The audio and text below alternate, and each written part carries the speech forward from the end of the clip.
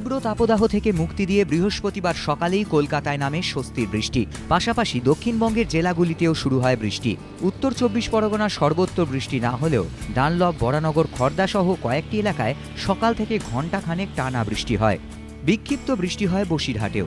দক্ষিণ 24 পরগনাতেও বেশ কয়েকটি এলাকায় হয় বৃষ্টি।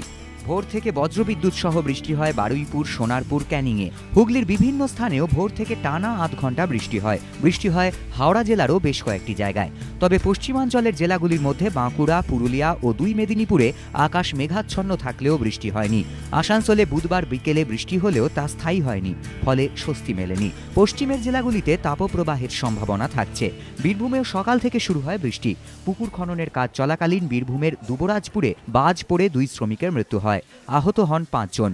আহতদের সিউড়ি সদর হাসপাতালে ভর্তি করা হয়েছে। বুধবার বিকেল থেকেই উত্তরবঙ্গে বেশ কিছু জেলায় শুরু হয় বৃষ্টি। সন্ধ্যের দিকে বৃষ্টি থামলেও রাত থেকে ফের বৃষ্টি শুরু হয় দার্জিলিং, জলপাইগুড়ি ও কোচবিহারে। বৃহস্পতিবার সকালেও এই 3 জেলা জুড়েও শুরু হয় ভারী বৃষ্টি। যদিও বৃষ্টির দেখা নেই মালদা ও 2 দিনাজপুরে, তবে সকাল থেকেই ওই 3 জেলার আকাশ হালকা মেঘাচ্ছন্ন ছিল। এবিপি আনন্দ।